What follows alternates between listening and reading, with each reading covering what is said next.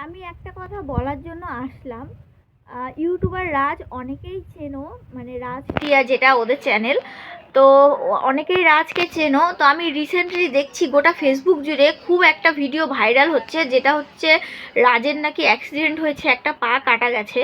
এটা খুবই দুঃখজনক একটা ব্যাপার। তো আমি প্রথমে ব্যাপারটাকে অতটা সিরিয়াসলি নেইনি, তো আজকে আমি আরও একজনের মুখে শুনলাম, শুনে আমার খুবই খারাপ লাগলো। যদিও আমি তাদের ভিডিও অত দেখতাম না, যেটা অনেস্টলি বলছি, আমি ওদের ভিডিও আগে অত দেখতামই না। মানে আমার চোখে পড়লেও আমি এড়িয়ে যেতাম, কারণ ওরা খুবই ন্যাকামো করতো, তো যেটা আমার পছন্দ না। তো যাই হোক, এটা যার যার ব্যক্তিগত ব্যাপার, আমি সেই বিষয়ে কিছু বলছি না। কিন্তু যদি সত্যিকারের অ্যাক্সিডেন্ট হয়ে থাকে, সেই বিষয়টা আমার খুবই খারাপ লেগেছে। কারণ একটা জীবনের ব্যাপার, একটা পা যদি কাটা গিয়ে থাকে, এটা একটা সারা জীবন তার একটা, মানে কি বলবো, এই বিষয়ে কিছু বলার নেই। আমি খুবই দুঃখ পেয়েছি।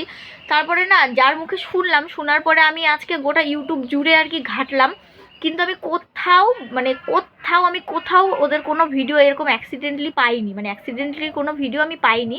শুধুমাত্র এই একটা ভিডিও ক্লিপিংস, এই যে যেটা আমি শেয়ার করলাম, এই একটা ভিডিও ক্লিপিং শুধুমাত্র পেয়েছি, আর কোথাও কোনো ভিডিও পাইনি। তো এই ব্যাপারটা কি আসলেও সত্যি? তোমরা একটু আমাকে জানাও তো, কেউ জেনে থাকলে, ব্যাপারটা কি আসলেও সত্যি, যে সত্যিকারেই কি ওর অ্যাক্সিডেন্ট হয়েছে আর এরকম একটা পা কাটা গেছে? মানে যদি হয়ে থাকে, তাহলে আমি ভগবানের কাছে এটাই প্রার্থনা করবো, যাতে খুব তাড়াতাড়ি সুস্থ হয়ে যায়। আমি চাই না কারোর মানে এরকম কোনো একটা বিপদ আসুক। মানে কি বলবো, আমি কিছু বলার নেই। আমি খুবই দুঃখ পেয়েছি ব্যাপারটাতে। হ্যাঁ, যতই ওরা আমার না পছন্দের মানুষ হোক, কিন্তু একটা অ্যাক্সিডেন্টের ব্যাপার, সারা জীবনের ব্যাপার, এখানে আমি প্রচণ্ড দুঃখ পেয়েছি, এখানে কিছু বলার নেই।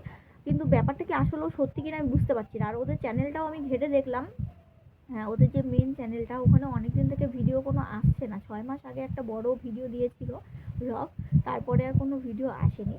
তো আমি তো আর অত জানি না ওদের আরও কোনো চ্যানেল আছে কি না।